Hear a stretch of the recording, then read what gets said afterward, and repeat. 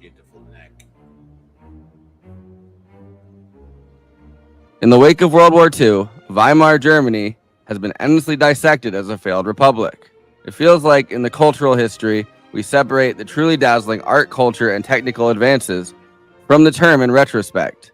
And yet, in all kinds of artistic and creative fields, from dance to poetry to painting to cinema, 1920s Germany was thriving. However, the Weimar Republic that had emerged reformed in the wake of World War I may have thrown off the monarchy of Kaiser Wilhelm II, but kept all of his massive war debts as well as the massive reparations payments Germany owed after losing the war. Hyperinflation in the early 1920s caused severe economic pain, and by 1923, $1 was worth 4 billion German marks. Factories closed, and the unemployment rate jumped to 4% by 1924, and the cost of living skyrocketed. In the same national trauma, pain, and angst that would lead Germany down the darkest possible path in the 1930s, was birthed one of the most genuinely fascinating artistic movements of the early 20th century, Expressionism. In some ways, this turn to German art, which expressed German trauma and pain, came out of financial necessity.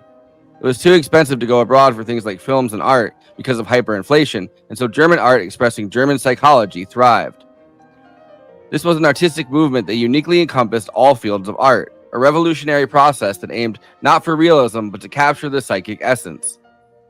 Exploring the avant-garde from painting and photography to live art like drama, theater, poetry, and music leads inexorably to early cinema as an art form that combines all of these different elements in a print.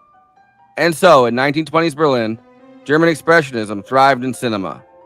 German Expressionist cinema is completely surreal, using dreamlike sets, symbology, and allowing the fantastic to often overwhelm the real.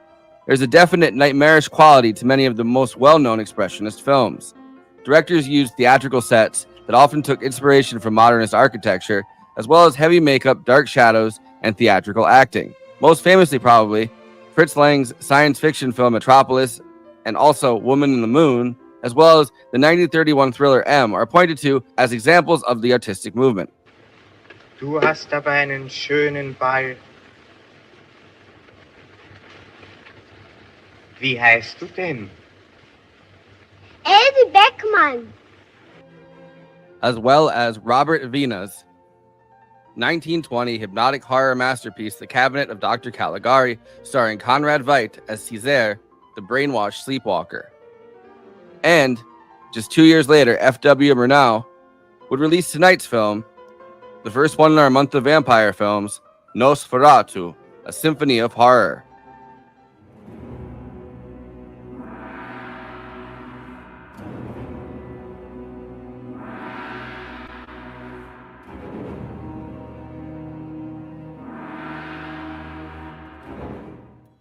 Nosferatu was the only product of a German studio called Prana Film, which was founded by Enrico Dieckmann and an occult artist named Albin Grau.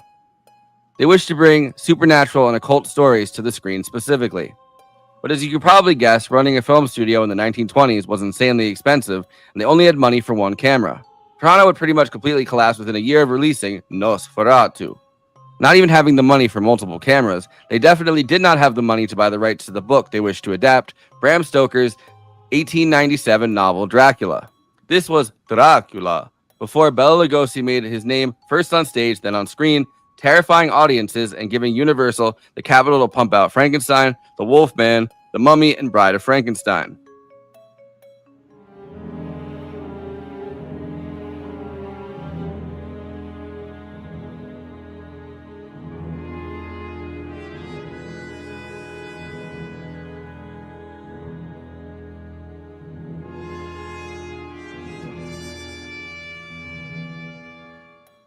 Nobody had adapted Bram Stoker's insanely popular, but at that point, 30-year-old Gothic novel yet, and they planned to do it in German for German audiences. Grau also claimed that during the Great War, he had been on the Serbian front and had learned from a Serbian farmer that the farmer believed his father had been turned into a vampire. The vampire was obviously not a creation of Bram Stoker. There has been a long-standing mythology around vampires in Europe. They differ by a lot, sometimes being closer to werewolves, demons, or witches. Ireland, where Bram Stoker was from, has a history of myths based on succubus-like undead spirits who sometimes return to the grave and drink blood. However, the most common vampire myth is the Strigoi, the Romanian witches who drank the blood of livestock and humans. They they could also reanimate the dead and send out their souls to possess the living. These stories have real-life historical figures, whether bloodthirsty nobles like Vlad the Impaler or serial killers whose behavior has been historically explained away through myth-making. And so Dieckmann and Grau clearly believed that as long as they were careful not to directly copy Bram Stoker's Dracula, they had a case that their occult film was not infringement. They hired Henrik Galeen, who had penned the screenplay for the silent horror film The Golem, How It Came Into the World, based on the creature of Jewish legend, and brought F.W. Murnau on to direct. After unsuccessfully attempting to get Conrad Veidt to play the character Count Orlok, who was a barely renamed Dracula, Max Shreck was cast. At the time, Max Shreck had spent the last 3 years playing the freak show landlord in Brecht's play Drums in the Night all over Germany. Nosferatu means the offensive one, or the insufferable one. Henrik Galeen attempted to change just enough of Bram Stoker's Dracula to avoid a lawsuit from Bram Stoker's estate. Count Orlok is a strange, inhuman corpse-like figure, which differs dramatically from the Dracula story, which has Dracula looking like an aristocratic human. The original film has its titles in German. The action is moved from London to Germany. The characters are all given German names. As a low-budget film, it was not expected to leave the German audience. They also changed the ending on Bram Stoker's book by having sunlight kill Count Orlok, something that Nosferatu added to our understanding of the vampire tropes. But Florence Stoker, Bram's widow and literary executor, who was struggling financially, decided to sue Piranha Films in court in 1922. Someone had anonymously mailed her a handbill for the Berlin Zoological Society's sumptuous, lavish premiere of Nosferatu. A German court ruled in her favor, ordering all copies of Nosferatu to be destroyed, and it almost happened. However, one final copy of Nosferatu was somehow saved, and it reappeared in 1929 in America. Dracula was in the public domain in America by then, and so a court couldn't demand that last copy be destroyed, and it was given an American premiere. However, the score that Hans Erdmann wrote for the original 1922 premiere has never been found in its entirety and is partially lost. By the end of the 1920s, the German currency had stabilized, and once again, it became possible to purchase films from abroad. The rate and technological innovation happening in Germany, although not the work of German directors, began to slow down. Although probably the most famous expressionist film, M, would be released in 1931, the movement was essentially over. The center of film innovation was in Hollywood and not Berlin, and as the Nazis crept their way to power, they began sweeping away the traces of expressionism, labeling the movement degenerate art. Many German artists, filmmakers, and screenwriters, especially those who were Jewish, gay, leftist, or other targeted groups, fled Germany. Many emigrating to an America which happily used their talents and technical knowledge. By 1933, even Fritz Lang, who was offered the dubious chance to run Germany's film industry by Goebbels, had departed first for France, then for America, getting a contract at MGM. Der Führer und ich haben ihre Filme Nibelungen und Metropolis gesehen und der Führer hat gesagt, das ist der Mann, der uns den nationalsozialistischen Film schenken würde. Mir war schon vorher nicht sehr angenehm zumute, aber jetzt fingen die ersten Angstschweißtropfen so langsam so das Rückgrat da hinunter zu rollen. In this way, German expressionist ideas lived on, not in Germany, but in America and in France's new wave after the war.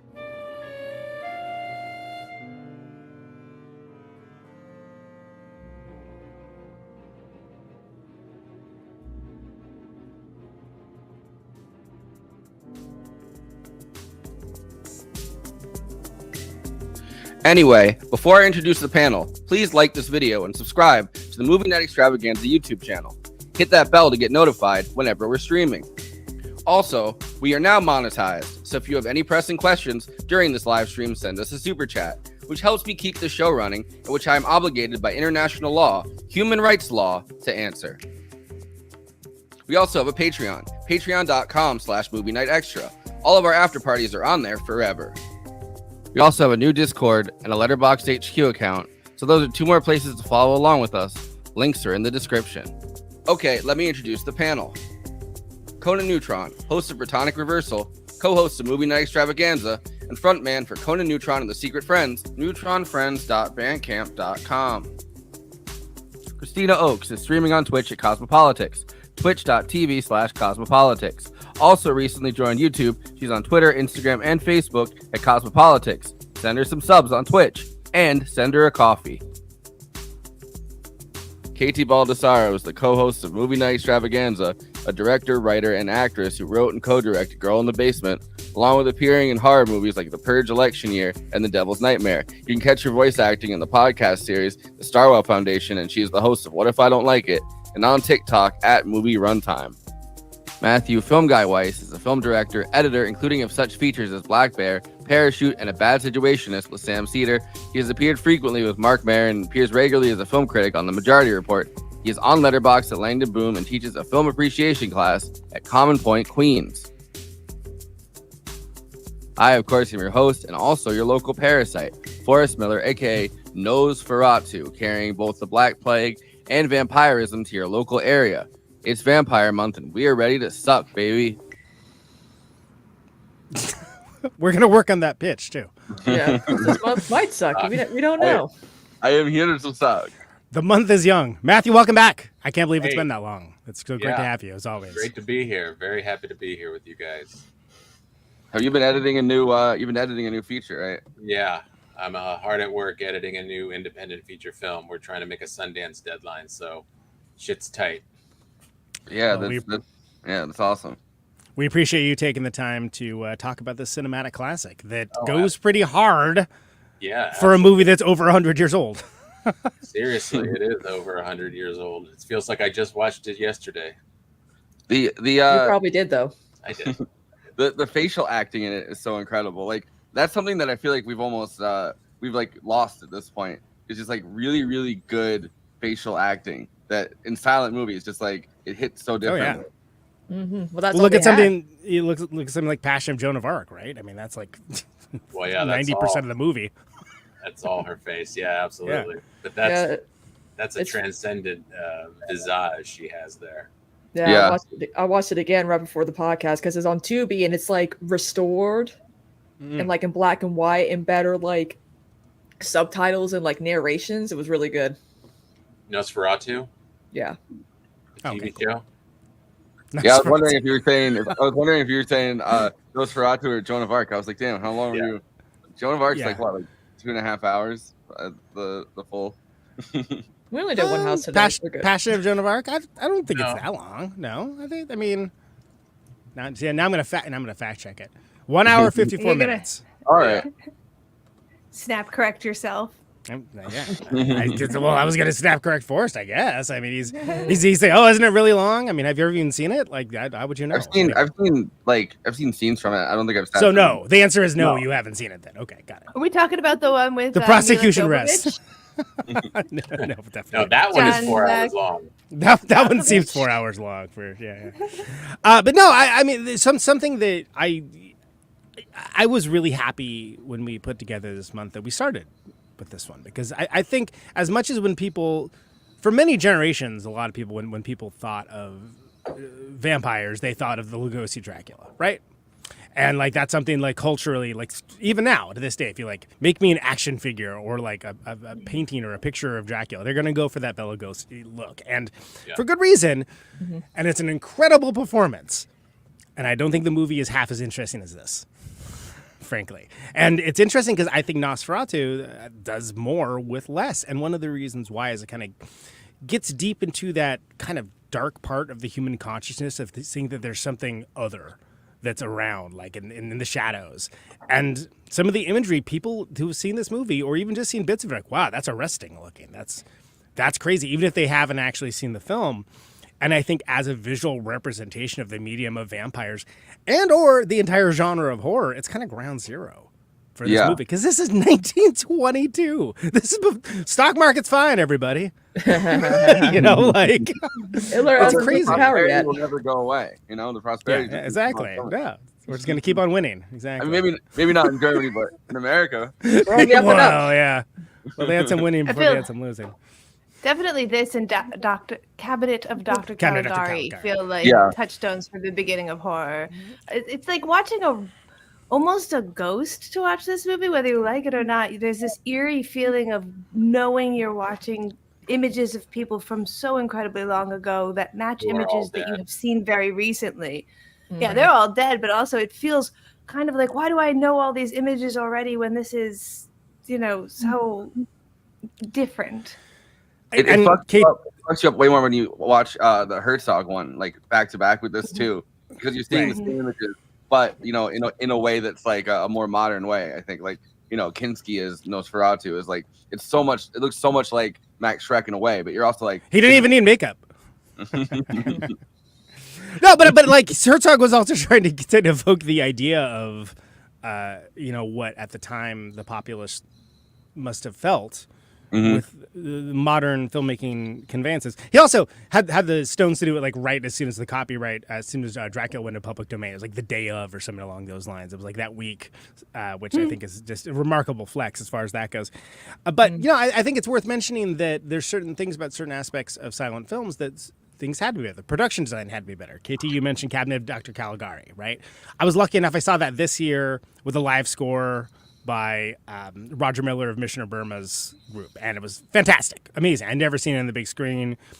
To say that Tim Burton owes his entire thing to that movie is almost like not really a brave take at this point. But so many things that we think of as just a rigor for those type of movies comes from that. And when we think about like whether you're talking about like a Hammer horror or you're talking about classic monsters, it all kind of comes back around to here. And again, even though like they were trying to, the Bela Lugosi Dracula wasn't trying to be like a ripoff or anything along those lines. It was trying to, who cares about that? But some images, like I love the idea that this movie was almost non-existent. Like it almost didn't make it. That's crazy to think about. And the fact that most silent films are now lost films, the fact that there's still different copies of it is amazing. Because nobody could ever think about why would someone want to watch this later. It's like, think about like the classic example is Doctor Who with like, they just taped over them. Wiping the tapes. Yeah, why would you want to watch this again? We saw it. I've already seen it. Yeah. But you bring up a really interesting point to say that like Tim Burton was influenced by this, but nobody's suing Tim Burton over the use of those images. I feel like this is different enough to have slapped an inspired by on. I don't feel like the lawsuit has as much legs as obviously it wound up having. Yeah, what about you guys? Like it's a generic vampire story. A vampire wants to prey on a woman. We all know that vampirism is a symbol for like lost virginity. Like it's a common like trope that did not really start with Bram Stoker in a sense. Yeah, I mean, there's a lot of and where is like all the different countries that actually have vampire stories. Like you can go like pretty much every continent. There's some kind of strange bloodsucker that goes back centuries. Sometimes it's a witch. Sometimes it's my brother-in-law. Let me tell you. Sometimes it's a Jersey Devil. Like yeah, Jersey Devil. It's real. You mentioned Joan of Arc, but Carl Dreyer 10 years after this did his own version called Vampire, and that has a very different take on the vampire, like what they are. And what they do and who they are and where they come from, and they're almost like witches more than vampires. Yeah. So it's interesting to see what sticks, right? It's interesting to see like what sticks in the collective consciousness and moves forward because they don't sparkle. Yeah, exactly. One thing that I really dig too is Bela Lugosi kind of brought in the handsome vampire. Right? And like Count Orlok, guy, not handsome. Yeah, not so much. He is the Jew with his claw. Ooh, the first thing that he says about like, hey, I'm gonna stay up at night and then I get really good deep sleep during the day. I have literally said that to house guests like 10 minutes after I'm getting to my house. Like, I was up all night doing stuff. Just breakfast in the morning when you're sleeping. I won't be up, but you can eat this. Yeah. That's for you. I think the whole thing about like that I didn't know until I looked up Florence Stoker's like her like Wikipedia page or whatever. But she was living in like poverty, obviously, by the time because eventually she'd get money from like Universal, which didn't Bram Stoker's widow you're talking about, just to add a little context, right? So, the plaintiff in the lawsuit. Yeah. Right. So the estate, like her and the kids, were doing really badly financially, and someone who clearly wanted to get this movie either like destroy it or just hamstring it or fuck over Prana Films or whatever. I mean, who knows what the petty reason was, but it's clearly very petty. Somebody sent her the brochure, and because they had it at the Berlin Zoological Center, and there's like if you look up what that place looks like, it has like chandeliers. It looks like the fanciest place you've ever been in your life. And she was like, "Oh, they're gonna make a bunch of money off my, off my dead husband's book, pretty much." Because on the flyer it said, and I think this is why the lawsuit actually worked. On the flyer it said inspired by Bram Stoker's Dracula or something like it, and the person underlined that when they sent it in the mail. Yeah, thanks a lot, pal. Yeah. Whoever printed those posters is dead. Yeah, I mean, but there's a difference between like inspired or adapted from, you know what I'm saying? Like inspired could be just not like, taking elements of. Clearly she didn't feel that way, but yeah, no, I agree with you. Yeah, how much did she get? Did they say? No, but I can try to look it up. But enough to bankrupt their newfound studio, though. The studio closed a year after the lawsuit.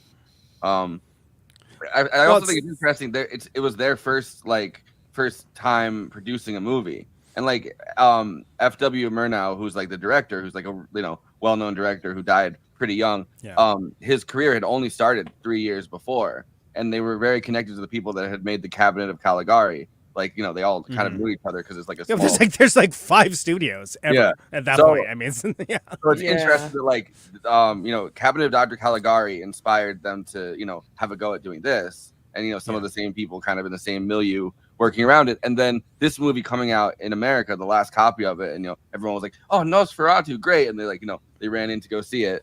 Which it wouldn't have been a problem in America because Bram Stoker's Dracula, the copyright had already lapsed at that point, so you could just do it. But in Germany, apparently it hadn't. And that inspired Universal to go, maybe we should try doing a Dracula thing, because there was a play that was on Broadway, and Bela Lugosi was starring in it as Dracula, but they hadn't made it into a movie. Dracula on Broadway. Woo! Not like that musical been a success. Anyway. Oh, no. You guys, 23 minutes, mark it. It bombed, though. But we also got to think about what America also was doing with horror. Like Lon Chaney was like the star at the time because he was doing Phantom of the Opera, Hunchback of Notre Dame, a few other disfigured type of characters. So they weren't really doing vampire movies in America. Yeah. So it really took for Universal to be like, yo, we could do vampires now. I actually for the next intro. Today, last night, I wrote it pretty much, and I go through the entire, timeline of it's pretty much the Marvel Cinematic Universe for Universal monsters. Universal monsters. They tried to do that, didn't they?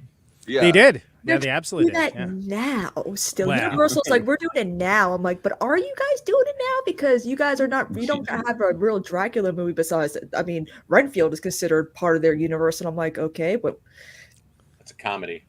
Well, yeah, because there was Edison's Frankenstein, and there was Jekyll and Hyde, right? And then they had Lincoln Vampire Hunter, right? Exactly. Who could forget? Yes. Who amongst us? ... But I'm trying to think of around this time there was what's the 8-man movie that Chaney did? Hunchback in Notre Dame. No. London After Midnight. Seven Sisters for Seven Brides. So yes, that was definitely it. Yeah, but no, there was a people were thinking about these folklore tales, right? And seeing them, see what would it be like to see that in a movie theater? But it was still kind of a new concept. It happened with really antiquated filming technologies before, but this is sort of the dawn of that. And I think that's very interesting that there wasn't really a rule book for it. And again, when we think of all especially the Universal monsters and all that, I mean, that's all the 30s. That's 10 years later. That's 8 to 10 years later, I should say, because they started in with that, and that led to Murders in the Rue Morgue, Frankenstein, The Mummy, of course, with Brendan Fraser. He's been around a long time, and also too, Wolfman was Lon Chaney Jr., not senior. Correct. Yeah, absolutely. So I think but it's notable that because think about what else was happening in film at this time, right? There weren't a lot of movies, period. And if there were, it was okay. So it's you got Chaplin, Keaton, Lloyd, you have these different types of pictures that are out there that there wasn't really such a thing as a genre picture. There aren't enough movies being made at this point until you get into hey, we can just make a whole bunch of these, and again, we don't have to watch this D.W. Griffith. There was something more than a Western that they could do. Right, exactly. I'm curious. I mean, real quick, Matthew. I was thinking about when I first saw this when we were talking about in the group chat, and like I actually had a hard time tracking when that was. Do you remember when you first saw Nosferatu, the Murnau Nosferatu? Yeah, it was only like 2 years ago or less. Really? I checked my letterbox. Yeah, I was catching up on old movies, and I only saw it that recently. So, yeah. Wow. So that's interesting because you have the entire cinematic lore of all of vampires and all of silent filmdom, talkies, et cetera, and you're coming into it that way.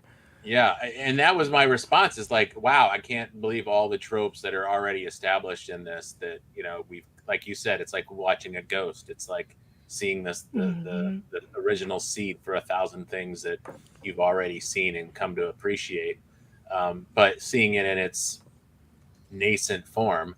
But honestly, I was most impressed by this movie by its like overarching spiritual theme. Like there was a connection to the natural world.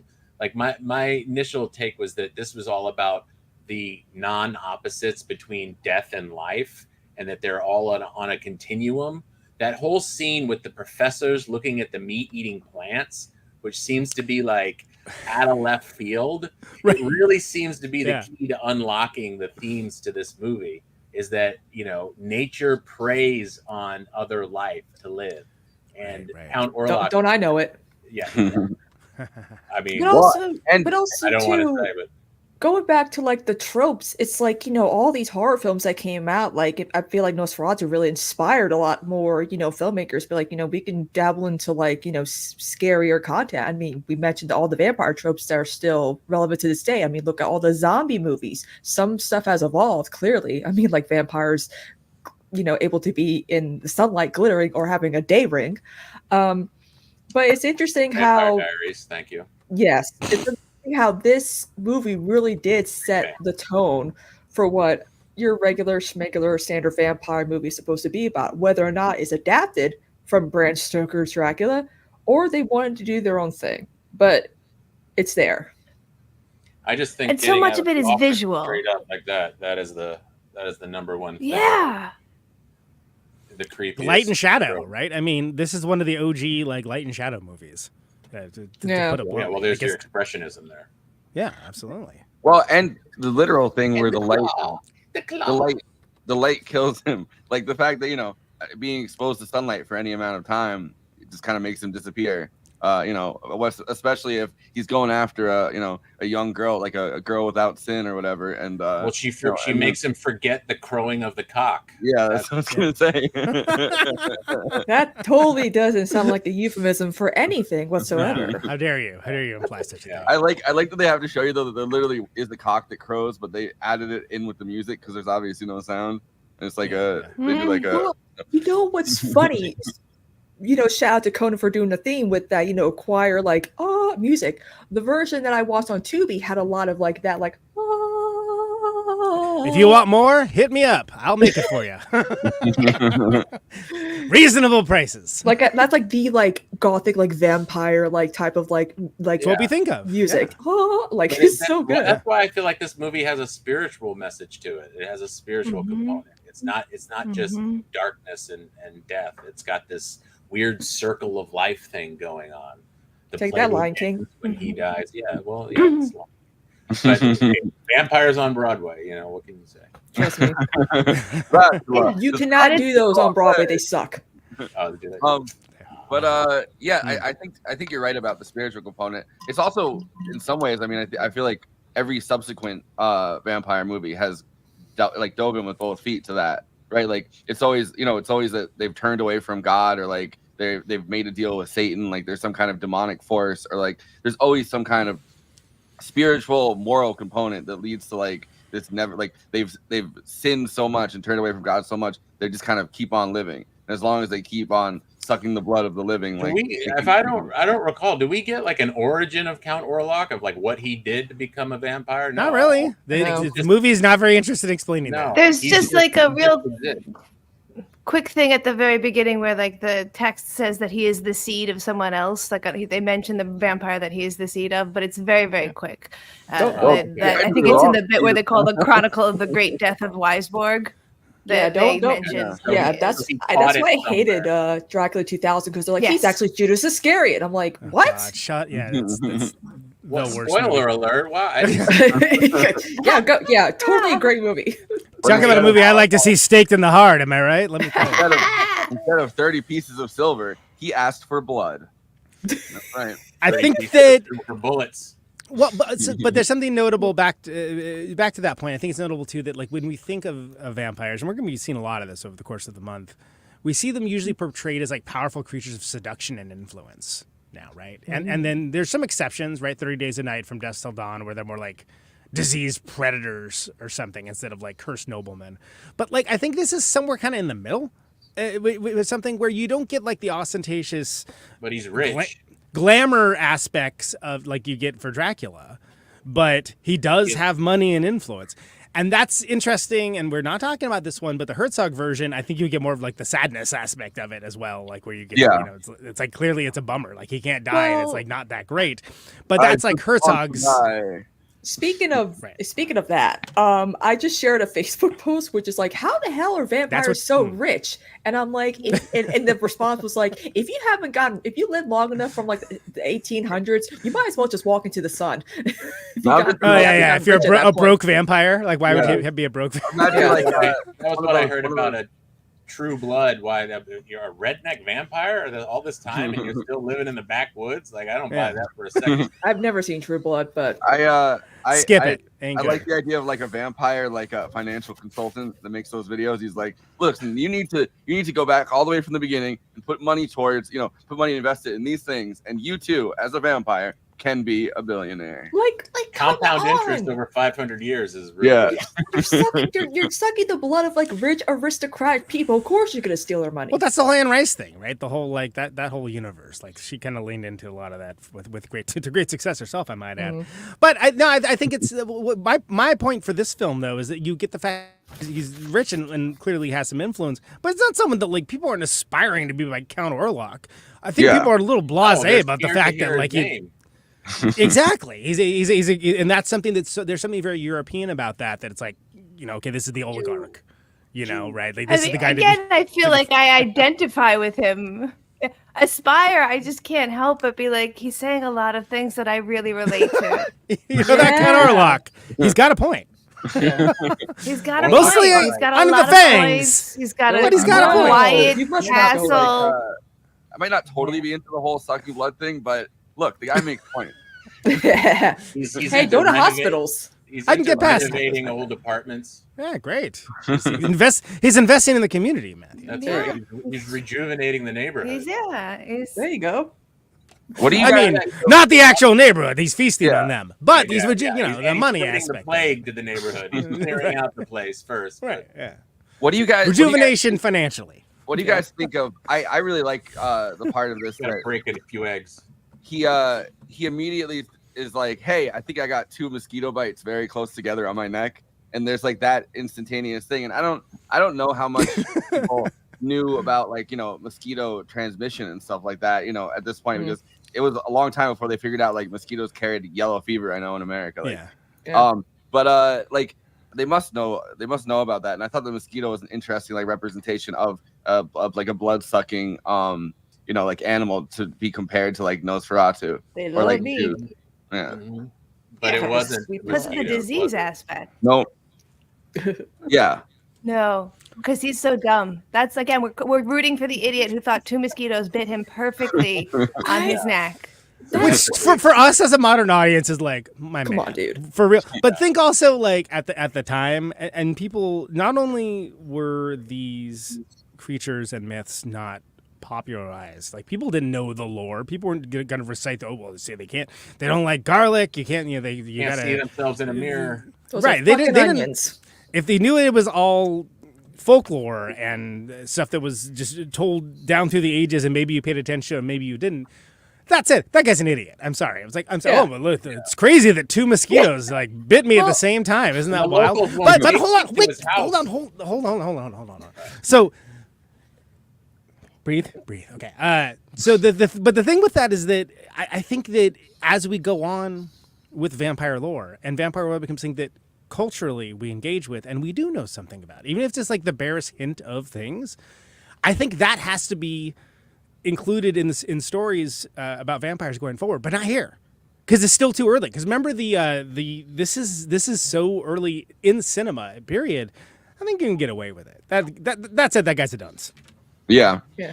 Well, there's a whole there's a whole aspect to like the money thing. Like he goes to Transylvania because his very creepy boss, like the creepiest person I've ever seen, pretty much, that's just sitting in his office like rubbing his hands together and going like like and reading the occult missive that he gets. Normal guy stuff. Right. Yeah. Which was actually they blame him for the plague, and they chase him out of town, right? They chase him off the roof. Yeah.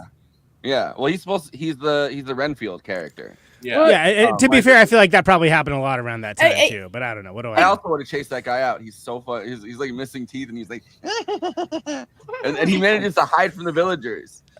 Well, like go back. It's like long legs. Oh. Well, go back. They've to just let him be thing. in the town. Wait, I had something that I wanted to ask. No, I forgot it. But okay, yeah, go ahead. But go back to mosquito bite thing. It's like when we were watching Dark Shadows, because we were watching that vampire soap opera, which adapts a lot of the tropes. Obviously, we got to talk about that soap opera because like they're like there's 2 puncture marks on their neck and they're completely drained of blood. What could have done this? And I'm like, are you kidding me? Are you kidding me right now? Remember the 70s? They could have. Yeah, that could have been anybody in the 70s. Yeah. But like I remember what I was gonna say. So his very creepy boss, right? Like is like you can get a really big commission if you go to Transylvania right now and sell this Count Orlok a house. And he goes there and he seems very happy to like be the fuck out of Germany for a little bit and to like to sightsee. And he has like this very happy. He's like a simple Jack a little bit the way he acts. And I think that it, like the use of money in that way, right? Like the use of if he had just stayed home and like not tried to get the big money or whatever, tried to move up in the world to sell this guy a house, and the guy's clearly like, oh, sell him that abandoned house across the street from you, and like with a view into your wife's bedroom.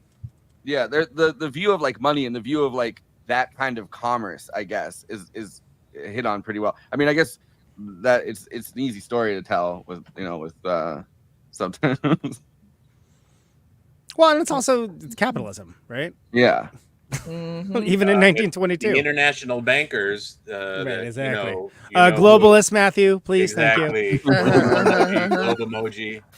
Come on. Your carpal tunnel enthusiasts.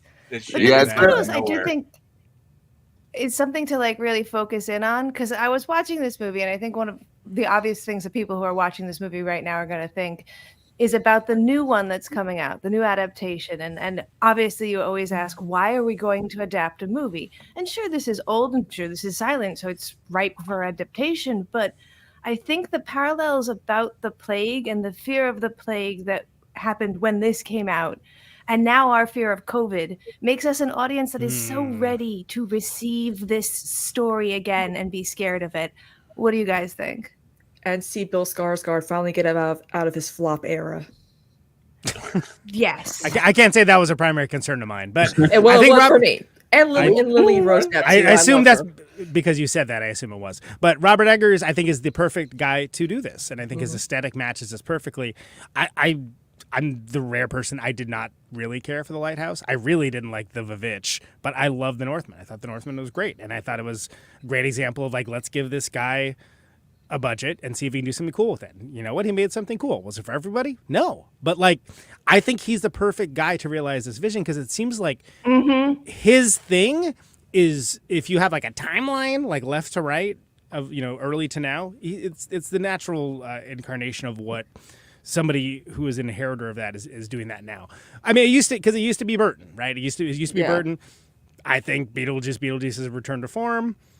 I don't have a lot of high hopes that he's going to be able to keep up a higher level of quality after that, just based on his last 15 movies, But but there aren't a lot of people that work in that true of a form. Meaning Guillermo del Toro? No, not Guillermo del Toro. good example, but I'm talking about someone that like black and white stark imagery is what I'm talking about. I think Guillermo del Toro is incredibly gifted and like definitely someone that's moving the world of that kind of supernatural horror forward for sure. But I think Eggers is definitely very interesting. Influenced from that time period. Oh, 100%. Yeah. And he's the first one to bring it up, right? But I think Eggers specifically, if you look at his movies, which usually are black and white, and even when they're not black and white, what he's using in the color schemes is very washed out. It's very it evokes Sepia? the same. It evokes the similar feelings without actually being black and white. It's absolutely when it was announced that was his next movie, I'm like, sure, okay, cool. I bet that's gonna be good. Like I think that's perfect for him because again, he's it's a vibe, right? And it's a bummer vibe, but it's one of the few times you can get away with that and still have a great story. And he is good at that, even though, again, I think I dislike more of his movies than I like. Yeah, and I like the fact that we have yet to see Bill Skarsgård in the trailers yet. I feel like they should save that for the movie. I think it seems like they're probably gonna, which is great. Real. Yeah. Because think about too much AI. I can't stand it. So, all right. So, who else do we have as Orlok? Well, technically speaking, the Herzog one, it's Dracula, which is kind of a weird flex. Okay. So, but let's just include him, Klaus Kinski. Fine. And then we have Shadow the Vampire, right? Where it's like, I think he does a great job. And he's a great freak. But it's like that just feels like let's have you go hog on this role, you know? Yeah. And that's an actor that is great at doing that.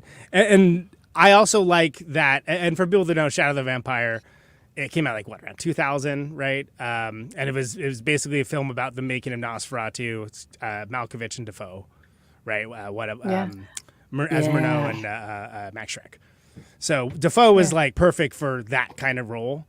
But then the people even like look at in Batman. What was the Christopher Walken character? Max is Shreck. Actually is the name Max Shreck. There's roots in this in like everything, which I think is interesting. But I think that it's weird that Bill Skarsgård is, you know, he did such a great job in that TV show, the Stephen King TV show, and he's done a lot of what was it? He was in It. He was the Pennywise in It. Right? Yeah, he was one of the things I liked about those films. But I do think it's interesting that for a movie that lives and dies based on the visuals, they're just not showing any part of it yet. And I think that's a good idea. Smart. Yeah. I also want to say, KT, I think you're right about this being a good time because of COVID, but also because of like alienation. Like alienation is such a big topic that everybody has right now. And there's something even in this film where it's not easy to it's not easy to do a subtitling of the psychology of people. I mean, you can do it facially, but like the alienation I think felt by Count Orlok as like this person that's in his giant kind of castle by himself, and like he's like in this version of it at least he's the guy that comes and gets him in the carriage. Like it's not like he has servants to get him in the carriage, and he's waiting for him in that like the giant babushka ass thing because he's outside, and it's like I thought think that was his brother. Count Morlock. Morlock. There's something about alienation right now, and this like in the discourse that I think is also like those two things kind of combining, like the plague and the alienation both together are like big things. And we all lived like Count. Yeah, I was gonna say we lived like Orlok during COVID. Yeah, he worked remotely. He's the OG remote worker For 2 weeks. Well, Nosferatu, essential worker. No, he has to carry his own dirt with him wherever he goes. Yeah, I feel famished. I haven't eaten anything in days because I don't want to get COVID. You know what's also interesting too was that we're at a time where there's different variations of vampires. We got the awkward, what we do in the shadows vampires, which we're covering.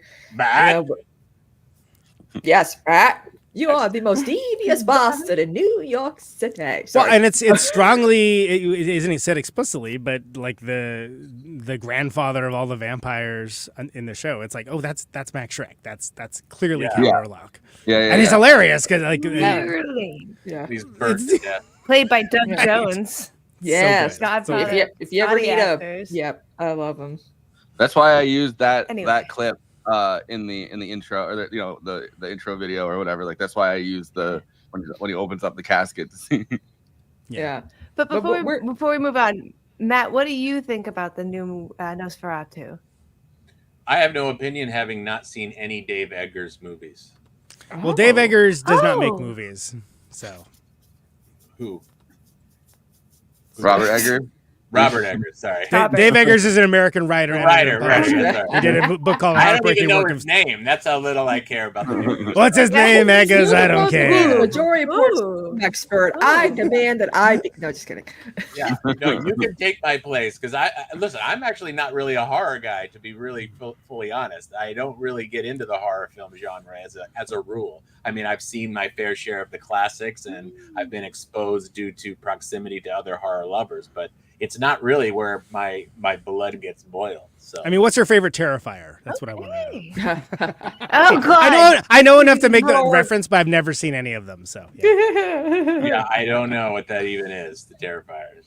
I can tell you The Exorcist. The clown. It's a clown movie. There's a clown. It looks like it's deeply not for me vibes, is what I'm going to say. It's deeply not approachable. That's for sure.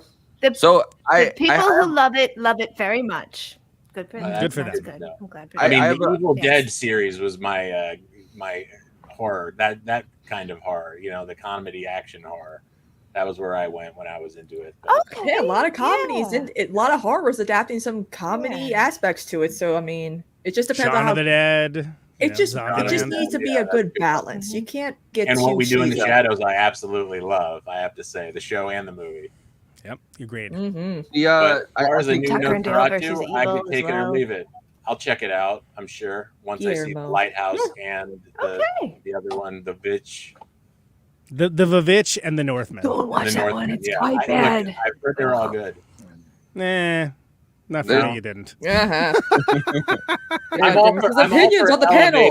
Elevated horror. Okay, I'm into elevated. Whatever's elevated. In my opinion, his movies have gotten better every time, and I think there's something to like about all of them, and I like that a lot of people like that first movie. What about elevated horror? Sounds like when they tell you, they're like, man, you don't like horror movies. You just haven't found the right strain yet. Yeah. I have a question. Yes. Oh my God. Yes. Oh fuck.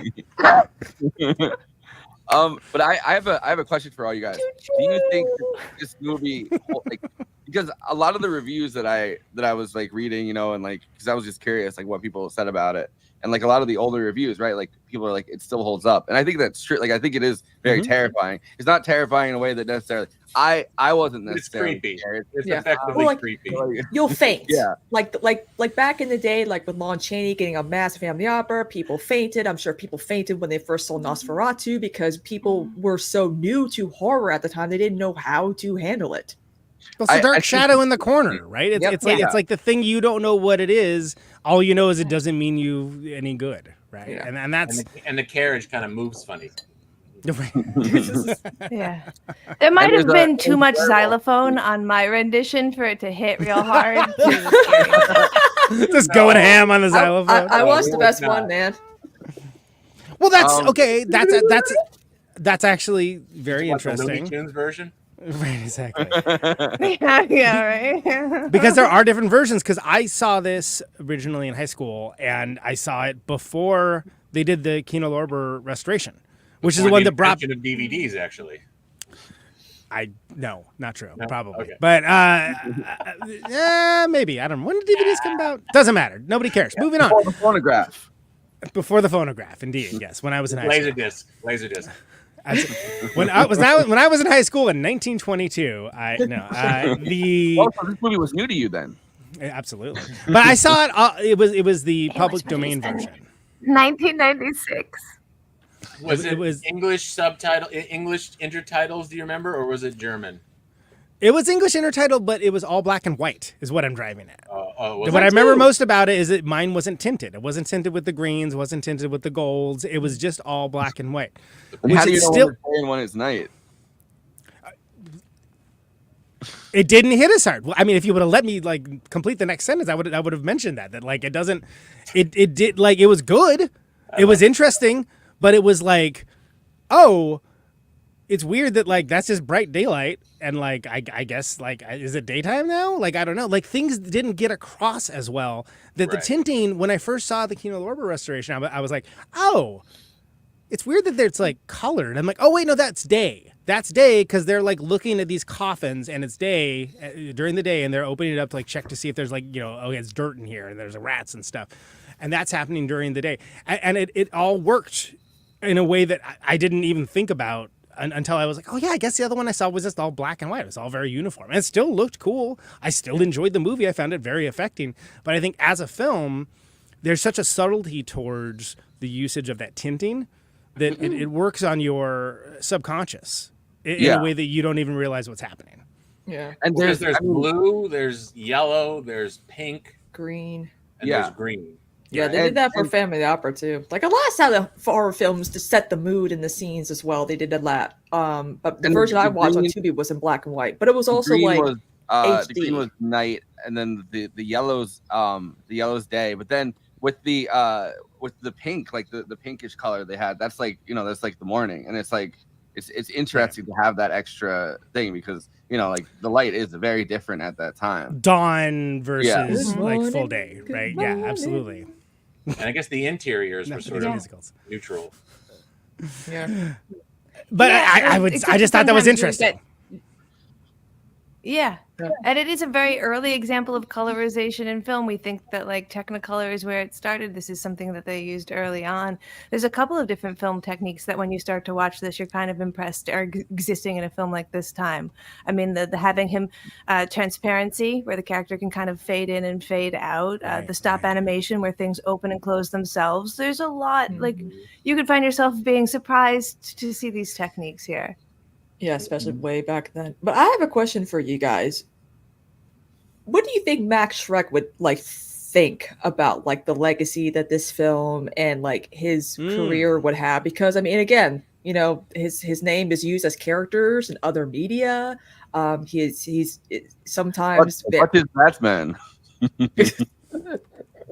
But I just feel like he probably would have been very, very surprised that he's like, I created something. Like it's not the standard like Dracula look, but like he probably didn't know. I mean, he probably didn't know he was doing something that was going to be like legendarily, bold, iconic movement of expressionistic filmmaking.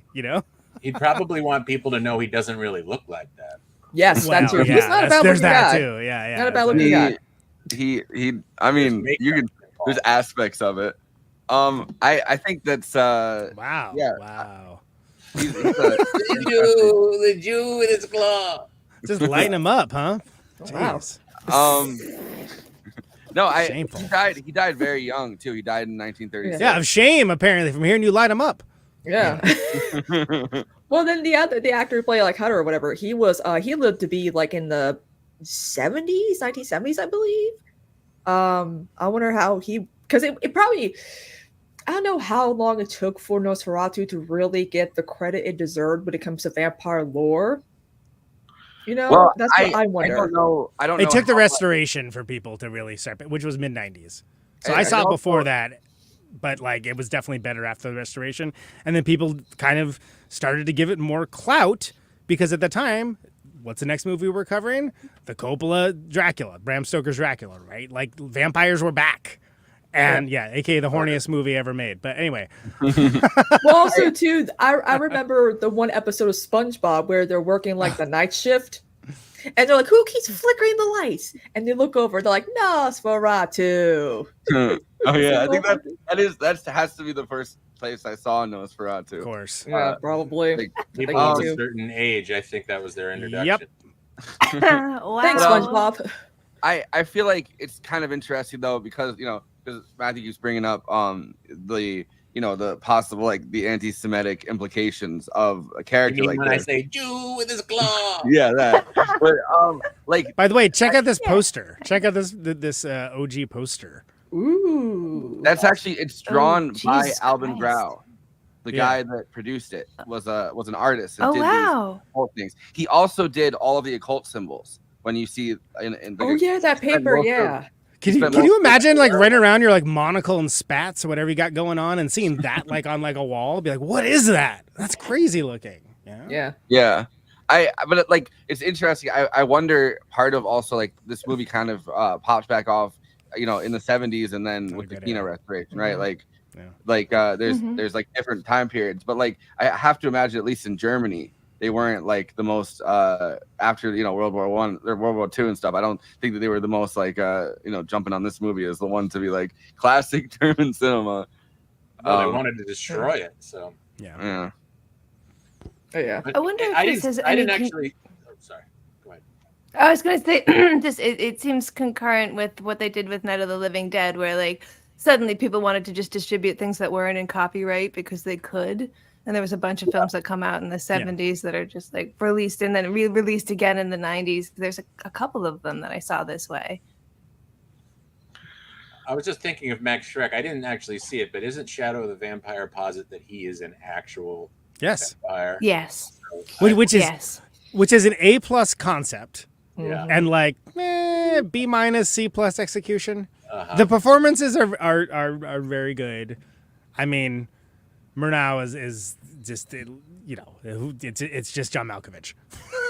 Also, I like Bunnicula. Remember the Vampire Bunny book novel? Bunnicula? I do. I saw that as a play when I was in 5th grade. I read all of those. Yes, they're quite good. Yep. So we have vegetables. We have a chat prompt. I've got a rescore of this movie up on my channel. Would love to hear about the soundtracks and the versions you guys saw.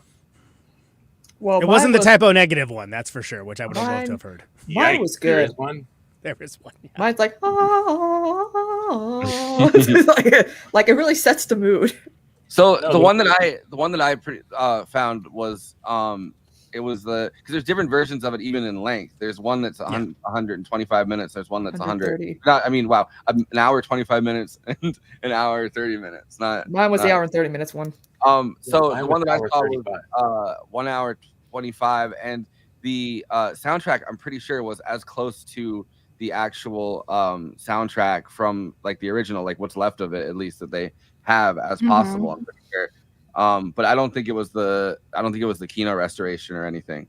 But I thought that I liked the score that they had, although there was a lot of xylophone in it. I think I saw the same one in PKT. We watched the same one. Actually, the xylophone player being like, "Here it comes." It's like, this is my day to shine. Imagine if they had a hi-hat. I feel like there's a lot of running around in this. A lot of the like the shadows and stuff do go well with the xylophone. I mean, it doesn't make it scary necessarily, but it's like no. Only if it goes. It just. Back in the day, they played it in the theater. They would have someone actually playing like the piano. Live organ is a thing they do, and they still do it in some theaters. Which is the beginning. The title credits are all done with the organ. And this. Oh, okay. I wanted to ask you guys, like, can you imagine seeing this as it was originally intended? Because I watched it and found it to be cute and xylophony, and obviously I'm dead inside to horror movies, so it wasn't scary at all. But could you imagine an audience member watching this and being truly frightened? I would be like, what? I mean, out for sure. Yeah. Like, are you saying in 1922 or? Because I think like at the time, absolutely, and I think imagine yourself watching 3 martinis. I mean, I saw this as a sophomore. My favorite movie is Evil Dead 2. So I mean, like not at the time, but like I could see, 1922 me would be like, oh my god. I'm sitting around with my Newsies hat and be like, it flies straight up in the air. Groovy. I also think that we don't understand as like as a modern culture how big and how fucked up the idea of like the Black Plague was, and to Europeans even at this time, and like long simmering stories about the plague coming to town, and it always would be blamed on somebody, and a lot of times blamed. Well, and there was the bubonic plague, the Black Death. There was a whole bunch of people got like. Ring around the rosy. And did they know about the rats at this point? I think they did know about the rats by now.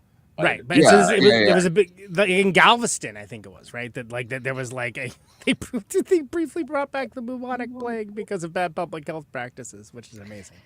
Yeah, bring it back. Where's that remake, huh? Anyway. Yeah, come on, people. in countries that like impoverished countries, it still comes around sometimes. There's like 12 or 13 cases in the United States or something I've like read before a year even, but it's like in very, very like remote kind of parts of the United States. And they're like anti-bubonic plague vax people. That's the Black Death. They tell you about the Black Death. It's not real. The Black Death. Who do you know that's ever gotten it? Nobody, right? That's right. It's not real. Stevie brings up a good point. People in 1903 ran out of the theater because they thought a train pulling up on film was real. It's true. Yeah, people freak the fuck out. Okay, great. Yeah. I forgot it's coming at us. I've watched That's the story anyway. Yeah. I've watched that and tried to imagine being in the theater, and I don't know. It's still like it's clearly like in black and white and this in front. Like I don't know. But think about it in terms of like, okay, to them it'd be like the equivalent of what's being immersed in a 3D environment with tactile response or something, right? Ooh. Where it's like, anyway. Wait, what are you saying, Conan? The tactile response of the actual thing of the film? Not saying anything. Moving on.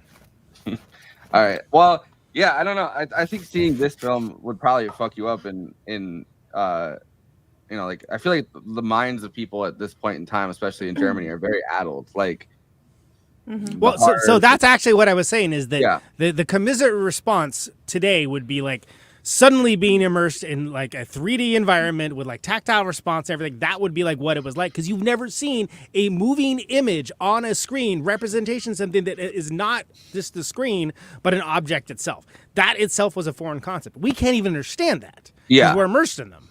I certainly don't understand it. Yeah. It's just an interesting thing to postulate on, and there are certain images in this film that still deeply hit me, even though they're not as visceral or as intricately put together as some horror films. But that scene at the end when we see the shadow go across her chest and grab for her heart, it is more effective than, say, like if it actually broke through the skin and they did some cool special effects. So it's antiquated but also still masterful, and that's a really weird thing to watch. Yeah. Like when you see the shadow on the stairs, right? Where it's just like, the infamous image. Yeah. It's iconic for a reason. Of course. That shadow of his hand grabbing her chest is definitely one of the most iconic moments for me. Yeah. It works in its simplicity. It builds too because for a lot of it, you don't know whether she's like, especially with her and her like, you don't know whether she's dreaming or awake, and especially when they add the colors, but you don't really. And so she sees this, and then she suddenly wakes up, and it's like the vampire. I guess the vampire story kind of, at least this version of it, is like it kind of haunts your mind, and that gets to a lot of the like expressionistic element to filmmaking in Germany at this time, including Cabinet of Dr. Caligari. Like a lot of stuff is like it was all about sleep. It was all about dreams. It was all kind of going into your head. How much is real and how much isn't? And when you look at like the idea of something being on a screen in front of you, that fucks with your reality. I think if you've never seen it so much that like you're adding that to also dreaming, because then you see a scary movie and then you dream about it, like the next night, and it's like what's real and what's not. And like I can see how those questions and that theme was like hit again and again and again, because that probably really did kind of like fuck with your head. It's a nightmare, Stevie. It's a nightmare. Well, and that's no, but before we let's okay. Cool. Oh, bless. Read it. Stevie, I love your grandmother. She's adorable. The first time my great-grandmother heard the radio, she thought there were tiny little people inside of it, and I believe her 100%. And Stevie, I believe her too. Yeah. It's like there's people in the TV. Yeah. My friends are in the TV. Yeah. All my friends. Conan, I gotta say, I love your jacket. Thank you. I had to go with the blood red even though it's a silent movie. I'm going with whatever this is. Velvet, gray, prince. I think that goes back to what I was talking about earlier, though, that being like, just pieces of collective subconscious imagery of like just the thing lurking in the darkness too, right? Like those, what else of, a living nightmare. And the idea that would manifest so much differently again and seem like a more naturalistic world back around this time than it does now. Whereas we've almost eliminated naturalism entirely as part of our balanced diet. You remind me that there's a lot of scenes of him going to sleep, waking up, going to sleep, waking up. A lot of people in their beds. So there's a lot of express references to the sleeping state. Need to sleep. I can relate. Well, because there's some kind of like almost psychic. There's some kind of like psychic thing that goes through her mind with, you know, she's dreaming about the stuff that's actually happening with her husband and Nosferatu creeping up on him over and over again, and like she's seeing that somehow through some kind of clairvoyance. Or he sees her picture and he says, "Your wife has a lovely neck." Yeah, that's what I always say about anyone that shows me a picture of their wife. I'm like, lovely neck. Lovely neck on that bird. I'd love to mosquito bite her. And I think it's also interesting the use of like it's not like, I guess you wouldn't call it like diegetic or non-diegetic, but like the captioning in this, right? Like how much of it is somebody telling you a story and how much of it is organically within the film. It's like the book he finds. Yeah, like the book is one thing, and he's also writing the letter to her, and they read the letter twice. And there's also you know, then there's times where people actually do say stuff, and then there's the guy telling you the story. Who the fuck knows who that even is? He's like, "Oh, this is the story that happened to my friend." The omniscient. Yeah, that's what I was gonna ask. I bet you're wondering how I got in this situation. Some record scratch. Rewind 20 years. But honestly, How I became the Prince of Orlok Manor. Exactly. Where's that remake? Thank you. who is that narrator? That is a really, really good question. It's Matthew Broderick. there's moments. God, I can't do a Matthew Broderick impression.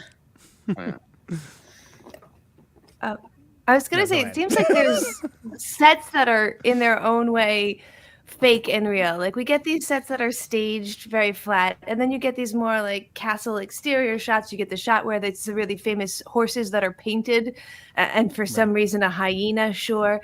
But then you're also on werewolf, a stage, and please, it's funny that don't blow its cover. Touche moi. But it's funny that the scenes that are more set in reality, where we're in a castle, or where we're not in a castle, where we're talking to the girl, are like flat stages, and then the scenes that should be fantastical are real places. Yeah. Probably budgetary reasons. I found it's a fun quote. There's a documentary about the making of Nosferatu that I found, and they actually do talk about like where some of this stuff was. There's like the castle set design clip, and then there's the location. Which one should I do? I don't know. I'll just let's watch it. We finally were able to realize all the shots we had planned. After a fierce dispute concerning the payment for the coachman, we left the village satisfied.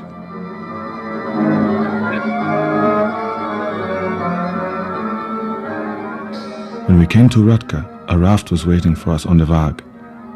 It is fascinating how the river winds its way through the steep rocks. The raftmen, quiet, tall and burly men, were upset to have to guide such eerie freight, the caskets, downriver. But we were able to accomplish our work and return to Berlin. Up to a few years ago, Slovakian raftsmen were still transporting freight on the Waag to Budapest. And exactly here, Murnau and Grau found the ruins of the castle Trenčanský Hrad that could be seen at the end of the film in an improvised scene not contained in the script.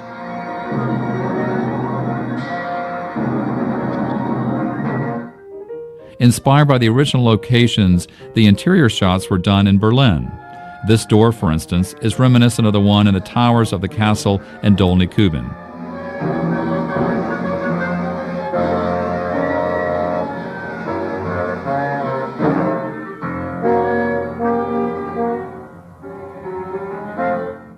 And this setting was adapted from a painting in Lübeck. Walter Spies introduces the composer Hans Erdmann to Murnau. He is to write the incidental music for the film. A big press campaign is arranged for the opening of Nosferatu.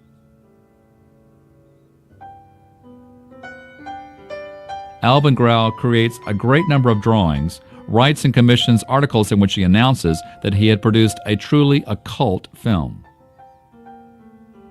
The premiere of the first truly occult film was followed by a glittering costume party. But Nosferatu did not meet with great success. The many projects and dreams that Grau had for Prana Film popped like soap bubbles, and Bram Stoker's widow sued Prana over not having bought the rights for her husband's novel. The verdict ordered the destruction of the film. Fortunately, some copies were saved.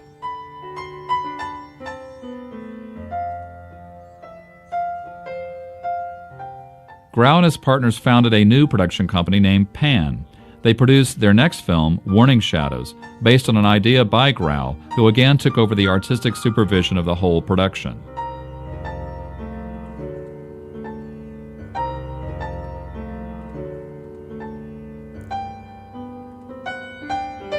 This time, the director was Arthur Robison, who had worked with Grau on Pietro the Corsair. Later on, Grau worked as set designer for UFA on several productions, and in 1925 retired permanently into the world of occultism. Das ist zum Beispiel eine der höchst seltenen Publikationen von Albin Grau.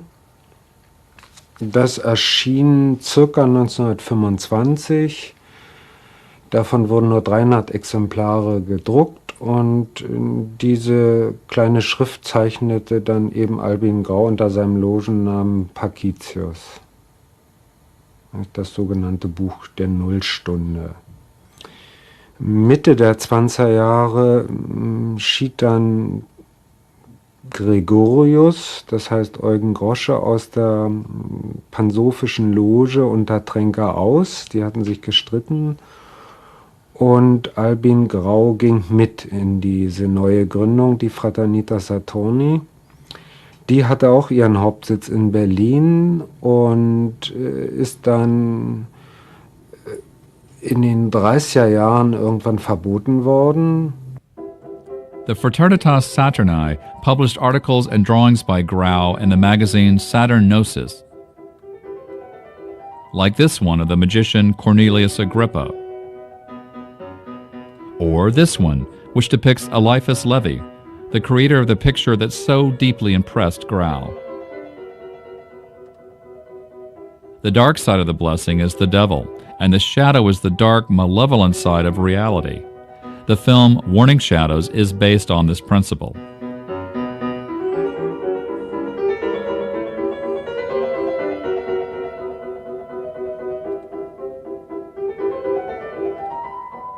For the film posters, Grau picked the idea of the hand whose shadow shows the face of the devil. Murnau was himself fascinated by the ideas of occultism. Grau writes that in cinema, shadow is more important than light. Cinema is the language of shadows. Through shadow, the hidden and dark forces become visible.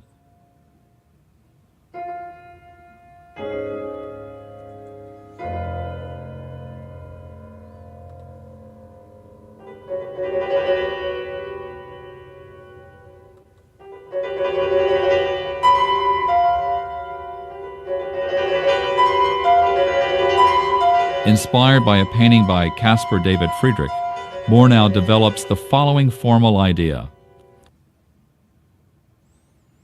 You know what?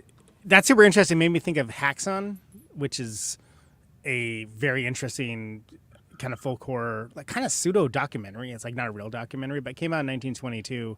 It basically shows the evolution of witchcraft. Yeah. And it's crazy. Like both of these came out that same year. Like it's sort of like here's all this arresting imagery of things that are not supposed to be shown, lest it enter your soul. You know, like it's crazy to see that cultural thing bouncing off, like you know, like that, and also you know, Dr. Caligari, and like there's so many different similar kind of occultist and like horror, you know, things that are kind of bouncing off of each other. I feel like at this time, like in this strange world. Yeah, Haxon's pretty great too. That's another one where it's like, wow, there's a lot of threads from that towards a lot of things that people in the modern era really love, and it's just kind of a freaky watch. I think if you probably partake of the weed, you would have a great time with it as well. I wouldn't know. But yeah, I wonder, like, it's kind of funny though, like when you watch the thing about Albin Grau and his like art, like it's almost like he made this movie in some ways, or produced it like just so he could kind of put his art in like the background of it and stuff. Yeah, like, oh, wow. Hold on to this strange occult thing. I made we need more shots. Occult of the item. Exactly. We really it needs to pop in this scene. Well, because you see him write the weird note, right? And then he gets a weird note and he looks at it and then he sends it back. Like you watch Count Orlok read the note, and it's like if you think about it, read the note. Yeah, but if you think about that every time, as that guy's like, oh, just hold my art, like tilt it forward. It's not. Yeah, I need you guys to see the rune. Like 89 version of Dr. Caligari. Stevie, get out of here. No. No such animal. How dare you say that to me? It's the 89 version of the Caligari. I feel like cinema is the language of shadows. It's such a Herzog ass quote. Like you can see him like cinema is the language of shadows. Like, all right, yeah. Absolutely. It is though. Yeah. It is like. Well, yeah, and you know, there's a lot of through lines through this into kind of when we think of all the hallmarks of, you know, non-color oriented early cinema. Yeah, too. You know, it's groundbreaking. I mean, and like, the you know, like with Fritz Lang and like other directors like that coming to America, like M. You don't get an M without Nosferatu. Like with those ideas, like it was more American filmmakers or British filmmakers, like Orson Welles, right? Like ended up having a huge rivalry with Fritz Lang, and they worked together and they like taught each other things, and like Hitchcock too ended up having like a relationship with Fritz Lang. Like I think it's interesting that those kinds of art, those kinds of like expressionist ideas got transmitted more to America and then France than Germany, because Germany went down its own extremely dark path. They were busy with something else. Yeah, Nazis, I'm not sure what it was. Like, the Nazis, like one of the first things that they were really into banning was expressionism. They're like, we don't want you guys looking into that kind of psychology. We don't want you guys looking into these kinds of occultist ideas. Like that was something that they smashed as soon as they possibly could. Like when they talk about degenerate art, that was the first to go. Yeah, well, and you talk about that Weimar period, right? And like, I mean, like it's kind of astounding the Metropolis ever got made, and kind of the things that people point to at it being like, huh? It's like, no, they had to do that just to like, for it to literally exist, it had to have like some elements of that, or it would have been banned immediately. Even Fritz Lang wasn't immune to that. Yeah, honestly, and Hitler watched it. Oh yeah, sure. I was gonna say, honestly, one of my favorite silent movies of all time is Sunrise, his Hollywood movie that Murnau made, 1927. I don't know if you guys heard of that, but it's never heard of it. It's incredible. It's called Sunrise, the Song of Two Humans. Have you seen it? Yeah, it's I have. Yeah, that actually was what I saw before this. Oh, okay. Yeah. Weird. Okay. So it's an incredibly moving. It was Hollywood expressionism, but it's still a silent masterpiece. You know what? They referenced that in that Story of Film series that I love so much, and I put it on the watch list after seeing that. But yeah, if I was familiar with it at all, I had forgotten about it. I'd forgotten to like. I would say run, don't walk, because it is that good. And I saw it in college where I was not as given to the silent films, and it just blew me away. Yeah, it's called Sunrise, A Song of Two Humans is the full title. I feel like people think about Nosferatu, and I would not feel bold or brave in saying that is the lesser of the two choices with Murnau's, like, what is his best work. So yeah, I agree with you a lot there. Well, it seems like more than even just like kind of Murnau, like it seems like this movie is more of the product of the occult guys that, this is like the first movie that they ever made. Grau and the other guy, like they were kind of the impetus for kind of putting the movie together, because they had all these occultist ideas that they wanted to transmit into film and into art. And it's like once you know that about Nosferatu, it's like, oh, that part of it kind of makes sense. I mean, I think his Faust is kind of at least more widely regarded, if not more popular than this. And there's also like, what is it, The Last Laugh? That's another good one. That's a great one, actually. Last Laugh. But I haven't seen Faust. I saw Faust. It was good. Mm-hmm. Yeah. You make a deal with the devil. Yeah, you know. Yep. What do you think it is? That's what it was. The love of a woman. Wait, KT, did you want to talk about his skull getting stolen? Sure, I was just fact checking something about Sunrise. It was it won many awards at the very first Academy Awards. So it is like everybody's like, it's really good. It's one of the greatest films of all time. So yeah. Here's the tagline. But yes, an artistic masterpiece and also a joy to watch. Yeah, that's how you know it was 1927. Not a chore. This movie is not work. Yeah. Like what if tag? Well, hey, we better let them know it's also good. Okay, we better let them know it's fun to watch. Be like, pleasure to have in class. This movie's a pleasure to have in class. Yeah. A great personality. Teacher It is worth noting. Go ahead. I was going to say about Murnau's skull. His skull was stolen from his grave in 2015. They think occultists did it because they found wax everywhere, and like I really would have expected we'd have found it by now. Although Greta Garbo has his death mask, or had his death mask on her desk, so there at least remains that. But good old Greta. This guy's skull is missing. That's my queen right there. Just want to be alone. Well, except for my death mask. So if you find a skull at Salvation Army, flip it over. A loose skull. Look underneath if it says Murnau.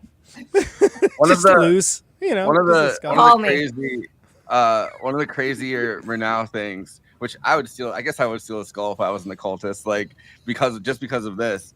Like he managed to survive several plane crashes during World War I. Like his plane just kept going down, and he managed to like walk away without a single injury from like a bunch of plane crashes.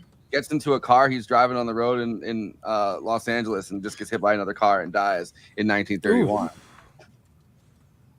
Just goes to show you air traffic is a lot safer than car traffic. Final destination, baby. Final destination. And on that note, I guess that's the one. Letterboxd, of course, is a place for film lovers to talk out with and to each other about the movies they love, maybe the movies they didn't love, the movies that they were really blown away by, the expressive shadow play on. And of course, all of this is it's not just a Siskel's and Neighbors of the World. Everyone can still pine and chime in. It's a bottom-up democracy, but it's best kept succinctly, where weekly the best reviews, the funniest ones, are put on screen for us to react and laugh to. And these are the Letterboxd one-liners for Nosferatu. Let's go. Damn, I can't believe Nosferatu's shadow grabbed Ellen's titty like that. After reading that one and then seeing it again last night, I was like, oh man, he really did grab her, doing full titty. It's kind of hard to unring that bell, right? Sexual assault, baby. Damn it, her heart. Talk about mosquito bites, am I right? Both. Oh man. Wow. Next. I'm sorry, but the part where Nosferatu is trying to sneak around the town lugging that huge coffin made me laugh so hard. There's even a bit where he stops and looks both ways before crossing the street. We stand a safety-conscious king. He really is not the villain in this movie. And that's not a one-liner either, is it? I did think it was a lot of work for the actor. Oh God, yeah. He's got his hat. He's got a whole like outfit, you know. Once it's night, he's really able to just walk around too, because nobody else is out with the casket, and it has earth in it. Like it's full of earth. Full like, of dirt, yeah. It's heavy. That's like the only thing we learn about like the formation of vampires is like they just need to return to the earth that they were, born near or whatever. Rats are involved somehow, but yeah. Count Orlok fucks. That's a one-liner. Touché. Only 6 likes. I gotta like that one. Yeah, go find him. Your wife has a nice neck. I'm Yeah. Nice neck. What does it mean? Nice neck. What does that mean? Well, he's a vampire. Oh, okay. If I have to hear another minute of organ music in my life, I'm going to stab myself in the chest with a wooden stake.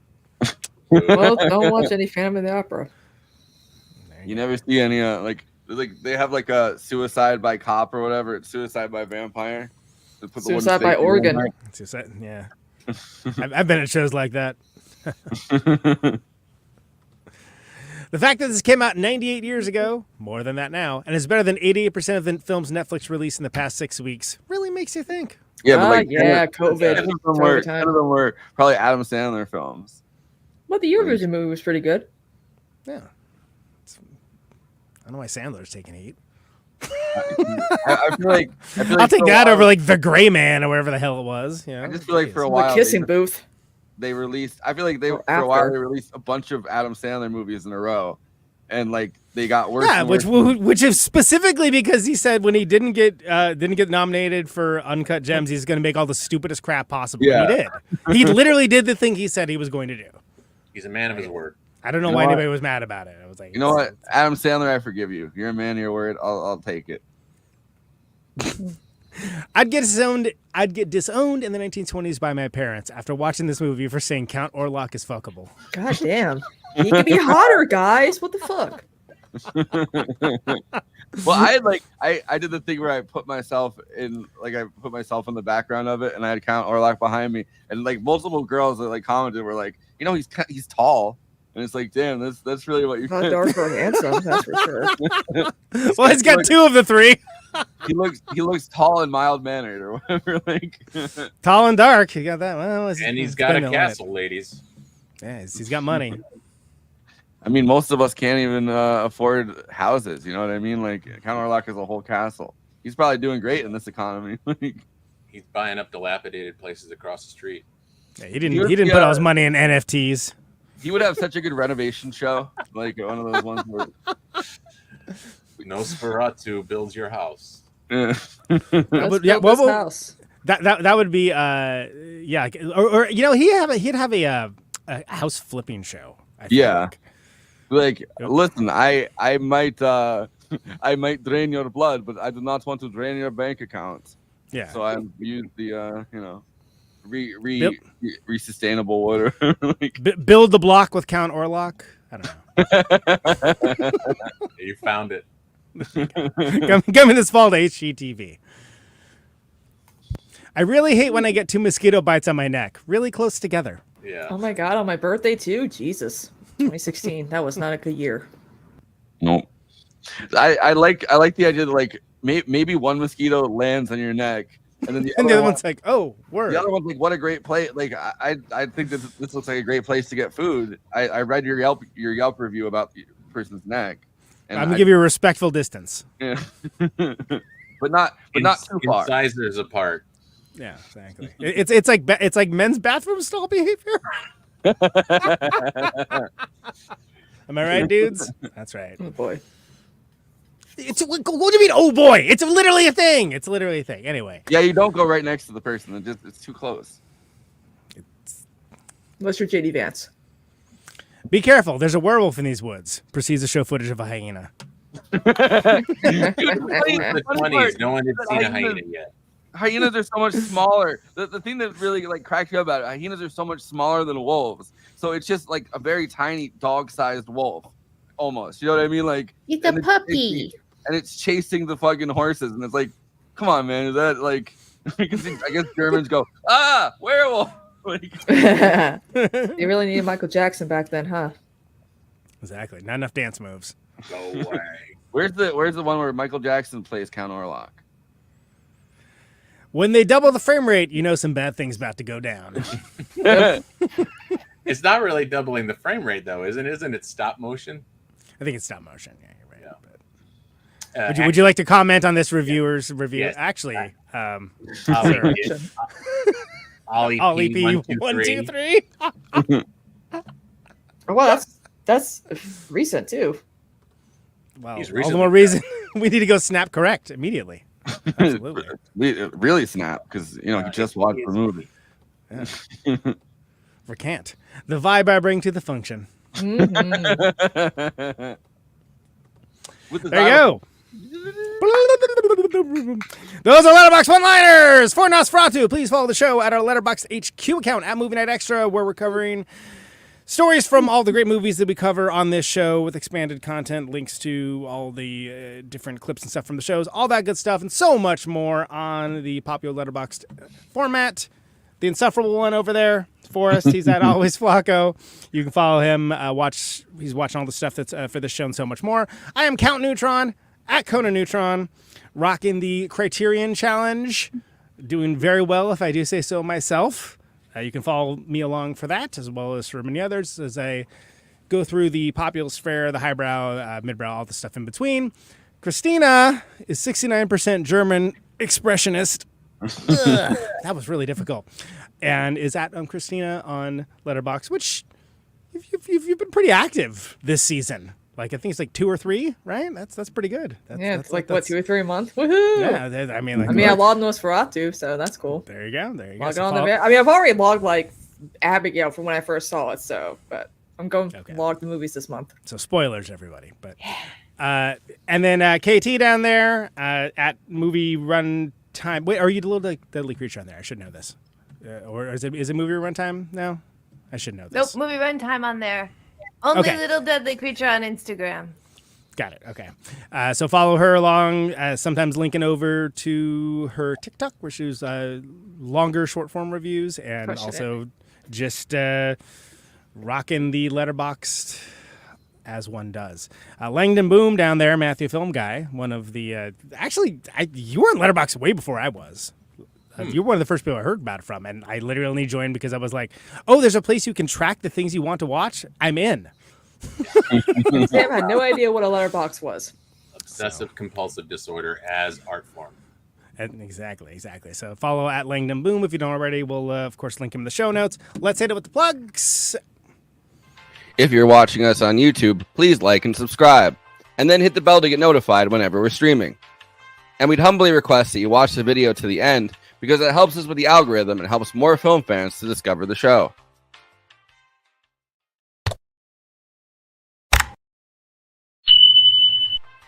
We're also monetized. If you want to get your chat questions definitely read on stream, you can always send us a super chat, which will help us keep the show going. Every cent helps. If you're watching on Twitch, you can gift us a free sub on Amazon Prime with your Prime membership, but getting subs on Twitch is always appreciated, and it helps to follow us on there as well. We also have an audio feed, which is available wherever you download podcasts, if you prefer to listen to podcasts rather than watch the stream. That's updated usually the same day we stream, but watching on YouTube and Twitch is the best way to get the show first, live as it happens. If you want to support us with a monthly donation and get access to all of our after parties forever, which go patron only after we do them, you can become a patron at patreon.com/movie night extra. Link is in the description for that. It really helps us keep the show going since we do have some expenses to make this happen. We also have a Discord community. Link is in the description for that. We sometimes watch movies we cover on there. We get into conversations about everything from film to TV shows to related podcasts. We even have a Discord channel for memes. It's really fun on there. You can find us on all the social media platforms: Facebook, Instagram, Blue Sky, Twitter, and Threads. You connect with us on all of those. Talk to us. We'd love to hear from you. Lastly, we recently made a TikTok at Movie Night Extra where we're putting up short form clips from the episodes. Okay, passing this to Conan so he can tell you about his music and this week's Protonic Reversal. Conan, who's on Protonic this week? Yes. So return of Reagan and Stin from the band Chat Pile tomorrow, Thursday, on my normal slot. Thursdays, 8 Eastern, 7 Central, 6 Mountain, 5 Pacific on Protonic Reversal podcast, and we're going to talk about the new record Cool World. Their last episode was quite the hit. Of course, Randy's been on this show multiple times over, so that's of interest, I would hope. So tune in for that on Thursday. I also have a bonus episode on Saturday with Freddie from the band Thank from the UK. They've been wanting to do that for a while, so that's happening on Saturday. Carl from Cal Marx on Monday as well. I have 1, 2, 3 Protonic Reversal episodes that I'm doing before this show airs next. So, yeah. And this show airs next on Friday, so that's like... Yep. That's only one before next, but it's going to be 1, 2, 3, 4. I'm going to have 4 more podcasts it's going to be a lot. It's a lot of podcasts. Four more pods. And of course, $1 a month, patreon.com/Platonic for that. I just did a Patreon drive that was very effective, and it's not the way I like to do things, but it was effective. So thank you to all the new patrons for Platonic Reversal. It's deeply appreciated, and I'm definitely going to be earning it this week. Friday is Bandcamp Friday. They're bringing it back. So we're going to have the new blue Death is Coming, Eat Trash, Be Free Raccoon t-shirts available for mail order for the first time for that. And I think we're putting up the song on the Seismic Wave comp as well as a free download that goes with that. So good day to purchase those things and or any others because we get the entirety of the money rather than Bandcamp taking a cut. Week from Friday, huge show in Detroit, God Bullies, Conan Neutron, Secret Friends, Salvation, Amino Acids, God Bullies record release. God Bullies are back, so that should be a really good one. It's just going to be all podcasting, one practice, then like play a big show in Detroit. So it's going to be a weird week, but I'm not complaining about it, to be clear. NeutronFriends.bandcamp.com. You can follow Conan Neutron, Secret Friends, any of those things, and PlatonicReversal.com for my show. So Kristina now? What is it? Yeah, Kristina. Okay, Kristina, go ahead. What do you have going on this week? Streaming? What's happening? Yeah. So now raid viewers count when you get ready to do a stream. They actually count towards partner finally. So if I get a majority report rate of like about 1,000 people, it helps me get to 75 consecutive views in 30 days. But just want to point that out to any Twitch streamers that might be watching that this show. So yeah, we covered. Sorry, I'm a little late with it. This is what they look like in green. They're very cute shirts. If you're into things that are cute. You got a crazy good shirt game. But Kristina, it's crazy that they didn't count before. Like I didn't know that. That's why it's taken so many affiliates forever to reach partner. See, if I had joined Twitch like when COVID hit, I would have reached partner in like 6 months, like everyone else did. So yeah, but yeah, we covered the debate last night. Yeah, that was okay, I guess. Apparently, Tim Walz is friends with mass shooters. Apparently, that gaffe was not good. We also watched a little bit of Dark Shadows too, which was fun. We're finally getting into color on the soap opera, which is exciting. We've been waiting for it. Did it start in black and white? I didn't know that. It started, yeah. Okay. Yeah. Or I forgot that. Either way, ABC gave it like the last, like whatever was left of all the other soap operas budget. So like some episodes would still be in black and white despite it being in color. But also, I'm seeing Joker 2 for Le Ed tomorrow at 3 p.m. Eastern. I'm going to review It's French. Yes. I'm reviewing it Friday before we do Bram Stoker's Dracula. And then Saturday, Sunday, no stream because I'm cosplaying during the weekend as Lee in Joker 2 because that's what she's called.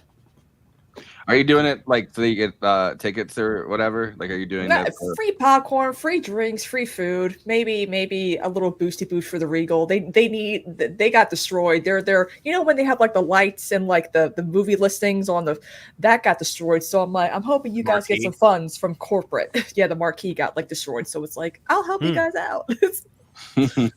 And also too, throughout the month of October, I'll be doing cosplay. So I'll probably be doing my Joker 2 cosplay on Friday for Bram Stoker's Dracula. A lot of people are loving it. They're loving the cosplay. So, let's do it. All right, KT, what's going on with you? What's going on with movie runtime? What's going on with What If I Don't Like It? Let's hear from you. Well, you know exactly what's going on with What If I Don't Like It because you're what's going on with What If I Don't Like It. I had you on the show and we talked about Point Break and it was fantastic. I enjoyed the conversation so much. It was such a good movie too. It's crazy between the two episodes that I went all the way from my house to Long Island and then back. I know. You had this surreal experience where both you traveled through time and space and then you watched Keanu Reeves travel through time and space and you're just like, he's a London guy. He's a cop in LA. It's fine. Yeah, because I watched Bram Stoker's Dracula and then I watched Point Break and then in that time period, I traveled to Long Island. It was a good travel day, I guess. Not really, but as good as they get. Weird way I listened to the episode. How we live it was now. good. Yeah. I mean, I listened to every episode of that show. Thank you. I thought it was very good. Thank you. I Thanks. appreciate that. Yeah, it was a real fun time. Great movie, great conversation. So I encourage people to go over there, check that out. I will also be on Trashwire next Friday to talk about The Substance, which we'll also be talking about on this show. Oh yeah, throw it up there. I spent time making that poster. Glorious. I know. So good. Mm-hmm. Thank you. I appreciate that. I like to take the guest and put them into the poster of the movie that we've done. So that's a fun thing. You should have Matthew on. What would your genre be, Matthew? What would your There's a lot of movies he doesn't like. Yeah, but like, Blind Spot it works too. It doesn't have to be like genres you just dislike. Well, you said horror earlier. Is it about movies you don't like? So what if I don't like it? The conceit is that there's a movie. Yeah, there's a movie that you haven't seen, or there's an actor that you genuinely usually avoid. Even though people tell you they're pretty good, you have this like, I don't want to about it.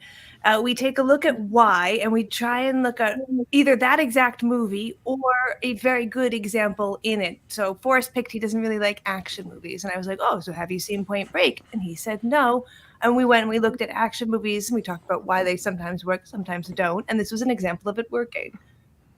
I did rom-coms because I don't care for that genre at all, and then we end up watching Moonlighting. The thing I like about it is there's a part that's before you watch the movie. Sorry, Moonstruck. Sorry. Oh, okay. There's a part like before you've seen the movie, and then I do that too. Yeah. Anyway, there's a part before and there's a part after. I'm too tired to keep going with that. Moonlighting sounds like a movie. Moonlight. In summation, Moonlighting. It was starring like Dolly Parton. She's working as a waitress or something. So yes, I mean Moonlighting was an actual what Conan show. is alluding to is that Sybil Shepherd and Bruce Willis. It's not what it was. I love that. Anyway. Yes. Well, that sounds fun. I would do that. Yeah. So yeah, what Conan is alluding to is that the show is in two parts. The first part is before you've seen the movie, and then the second part is after. And sometimes I don't always get it. Sometimes people are like, that did suck in exactly the way I thought it would. Then I turned the tables on you for Network, which was great. That was a great episode. Yes. Oh. Well, so sometimes one of my favorites. I'm finding that people don't have to have like a big hate for it. People can kind of just be like, I missed it because some asshole I was working with was constantly like, you have to fucking see it. And so despite him, I just didn't see it. I got about 1,000 movies that are like that for me. But it's probably a grab bag. But it's mostly horror, as a matter of fact, like a Midsommar or I love Midsommar. You got to see that. Oh, do I? Do I? Well, fuck you. I'm not seeing it. No, I did Midsommar already. I got someone to watch it, and they were equally like, no. I was going to say they did like it. You couldn't watch it. You're not going to like it. I saw Hereditary, and it made me ill, so I didn't really want to keep going. But I could see that you can make a good movie. It's a very different kind of movie, but yeah. Well, you're not going to like this movie, Lighthouse or something like that. Almost everybody loves Lighthouse. Yeah, we could take a look at some Edgar's. That's really. It's really hard because I also feel the same way that Conan kind of feels. Well, I want you to come on the show, so it's an equal invite. It's good. Conan is like my booking agent where I'm shy, and he's like, why don't you ask him? And I'm like, I don't know. They wouldn't want to. I'm like, just ask him. Go on. Go on. Get your 10%. Okay, exactly. As long as Neutron gets a taste. KT, you got to do a spin-off show called like, you're not going to like it. And it's for people like Matthew Film Guy who are like, oh, if you recommend it so many times, I'm not going to watch it. And you have to be like, you're not. This movie might be too elevated for you. You're not. You just neg the guests. Is that what it is? I don't understand the concept. Well, I'm gonna watch it. You're not the boss of me. You're not my supervisor. I'll show you. I'll watch it twice. No, I literally have a watch list of 5,000 movies.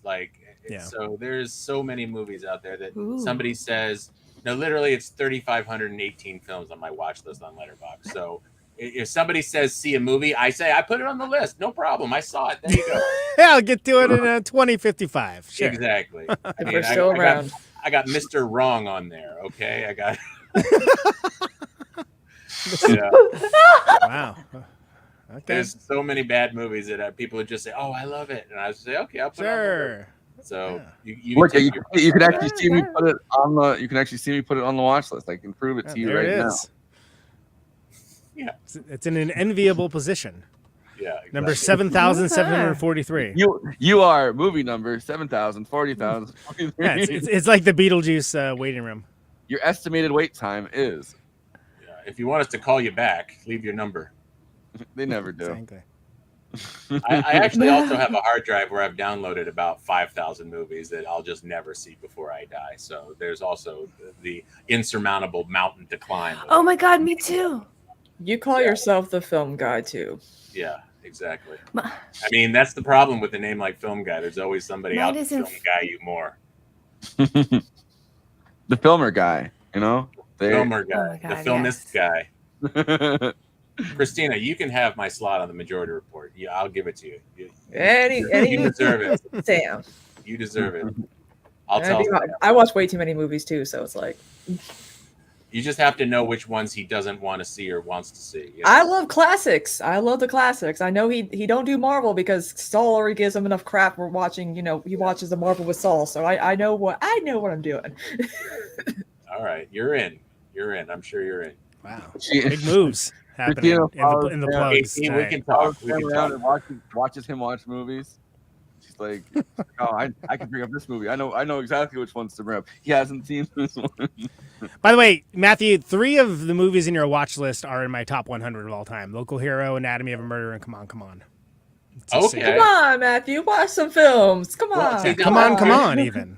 Come on. I don't even know which one that is. What the hell is Mike that? Mills. And when I told you to watch it, you said, "Yeah, but I have to watch every single Mike Mills before it first." But I'm like, that's psychopathic behavior. Do that though? No, I don't. I did see. Oh, I can't remember which one it is, but I saw one of the early ones and I enjoyed it. So I'm gonna keep watching. Do you have to do the same thing with Preminger? Because you'll get to it when you're 60. No, I've already jumped around enough. I saw Thumbsucker by Mike Mills, and I found that it was charming. 3-star movie, but still very charming. So Come on is by far his best for me. Yeah. Good. Okay. I thought you were gonna say I told you to watch it, and you said, "Okay, I'll put it on the list." I'll put it on the list. Yeah, with the other 3,000 movies. Yeah, I mean, I did. I literally did. But A Local Hero also. I've been meaning to see that since the freaking 80s. So it's great. That's good. That was like our. What was the other one? Eugene Wolfgang. Anatomy of a Murder, the Preminger movie with Jimmy Stewart in a role you will not believe. Complained kind of against cast. It's for me, it's one of the great. It maybe is the best courtroom procedural ever made as a film. Very good. I may watch that one sooner than the other two. To be honest, Lee Remick's in it. Ben Gazzara. It's good. Yeah, that's a great one. That's 59. Good reputation. Jimmy Stewart breaks bad. But Matthew, do you have any final thoughts on Nosferatu? Listeners, I'm not saying the filmmakers were anti-Semitic. I'm not saying anybody connected to the film is anti-Semitic. I'm just saying that they channeled certain tropes in the film that Borat later brought out to represent his image of a Jew. The Jew with his claw. That's literally what I think of when I see Borat do that, is Nosferatu. The Jew with his claw. And you knock it away, and you knock it away. It's I mean, I guess it's fair. That's what I got to say. Besides the Circle of Life stuff, I said all I had to say about it. The meat-eating plants, the polyps, the ghost-like images. Those are the things that stuck with me about this movie. The connection to the natural world that Orlok is rooted in. That to me was the foundational sort of. I don't know if you call it the myth, but the idea, the philosophy behind this version of the vampire. Because I don't know if that exists in the Dracula novel at all either. I don't know if there's that aspect to it. I haven't read the Dracula novel, but I don't recall that being a factor in any of the movie adaptations. So that's really what I take from this. The Circle of Life, not to quote The Lion King again, but death and birth are opposites, not death and life. Yeah. Well, he seems to. I mean, the Earth thing is, I think, in the novel, but like that he's literally rooted in the dirt of needs to bring it around with him. But I think that one's traveled a lot. I think of Dracula as kind of like an in-house kind of guy, like not going out much. Like we have vampires at home. Yeah. Yeah.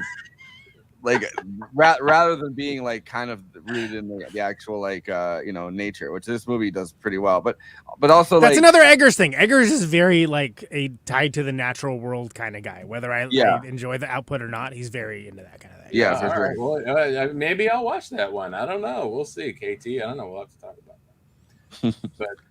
but are you guys gonna do Vampire? By the way, yeah.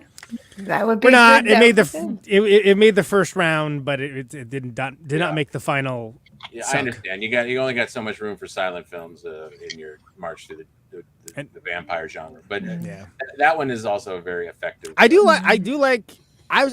still think I think a Passion of Joan of Arc better, but it is my second favorite Dreyer, for sure. Oh, it's not even like my third favorite Carl Dreyer movie in general, but it's because I like his sound. You like Ordet? Ordet is by far my favorite one, but also Day of Wrath about the witches. That one's probably number two. I don't think I've seen that one. Oh, that's a great one. Don't think of your grandma while I'm burning the old woman at the stake. That's all I'm telling you. It's very sad. But good advice. But Vampire has that sort of, wow, we invented stuff using just shadows and light, to make the movie work the same way that this one does. Yeah, it's interesting that like the Murnau, because it had to have been in like the zeitgeist of the moment, because like in the Murnau thing, like, the Albin Grau kind of guy or whatever, like literally thinking of the devil as part of like the shadows and like had to be a big part of the conversation in terms of filmmaking in general, like at this point. Well, and that one especially, it's very different from Nosferatu and Dracula, and it's also it's like the talkies were still brand new at that point, like it was like, oh, there's this thing called sound. Crazy. I love the expression of like crazy kind of like theater set / like the frame totally like changing kind of thing that they do. I mean, M is obviously a great movie, but like for that genre, like that movie feels like it synthesizes a lot of these silent film era things, but has not silent, like has talking. But Kristina, final thoughts. This is the step, the starting point for vampire films. I don't think it gets any better than this one. I mean, it has all the tropes that we all know and love that we like to keep in vampire movies for sure. And if you haven't seen it, it's probably one of the few silent films that is in most of its restoration. And it's available on Tubi. The version that I watched is really good. Good restoration cut, good music. Does it take a lot after Bram Stoker's Dracula? Of course, but Bram Stoker's Dracula is kind of another starting point as well. So I give it, let's see, how much? 4 gallons of blood out of 5. Blood. And how many mosquito bites? 100. 100? Jesus Christ! Wow, that's a lot of skeeters. Yeah, they really went to all town over my on body. there. It's a swarm. That'd be like you got the Monica Bellucci vampire, you got the other 2 wives, they're all right around. Thank you. KT coming up Friday. We'll go see Dracula. Yeah. Are you guys doing the Hunger? We are doing the Hunger, actually. Yes. Yeah. I just watched that this past weekend for the first time, and I was very impressed by it. Yeah, I like that one a lot. I was glad it made the cut. Yeah, it's one of the few 80s for some reason like the vampire genre, besides like that and like Salem's Lot, kind of like kind of dried up in the 80s for a little bit and came back in the 90s. Well, I guess you had the Lost Boys on there. That's obviously Lost Boys. Yeah, that we had to do Lost Boys. Yeah. And we're doing From Dusk Till Dawn. Yeah, Killstar, the brand where I get all my clothes from, just released a Lost Boys collection. I'm like, broke. God damn it. So I would have went all out. We're doing what we do in the shadows. That should be good. Lost Boys hat, Lost Boys shirt, Lost Boys. They got it all, baby. Do they have the wig? No, not that. No. But to keep the Sutherland wig? Kiefer Sutherland hair. Yeah, I want. How about the saxophone? Is the sexy sax man outfit? I think there's a bag of it. Comes with a thing of grease. Oil, a bottle of body lube. Yeah. Yeah. That dude still tours, and a bunch of people I know went to his show in Milwaukee. No shit. So, yep. Is he still cut? I don't know. I didn't go. Much I went like to a Count show with a Orlok, real that band. guy fucks. He fucks. But KT, final thoughts.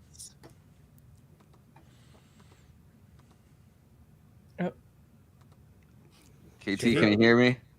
Yes. Uh-oh. I'm here. Can you hear me? Yeah. I guess my final thoughts on this is, as an actor, it was very hard to not watch this film and think about the quality of the acting and the degree to which it has changed so drastically. I mean, we think about like stage acting as like acting for the back of the theater, but this is that acting where I'm still close to it. It almost feels like acting as if you think I can't see you, and if you acted bigger, I would see you in more focus. So it's yeah, it's an interesting moment. See, you really have to. If you don't act as hard as you can, it doesn't make it onto the celluloid. You have to slam it on there with your performance. This is why people with giant eyes so, really, like. It's a great time for people with giant eyes. Yes. Tell me about it. Jesus, Asian people, yeah, are screwed.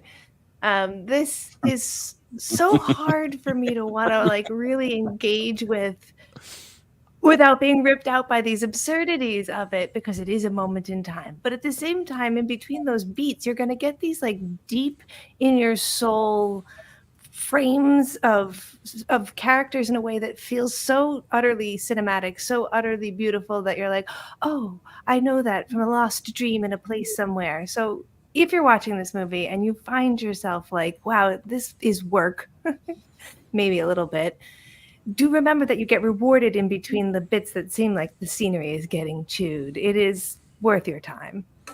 Yeah, for sure. That ship shot is like one of the greatest shots, I feel like, where the ship kind of comes at you like slowly.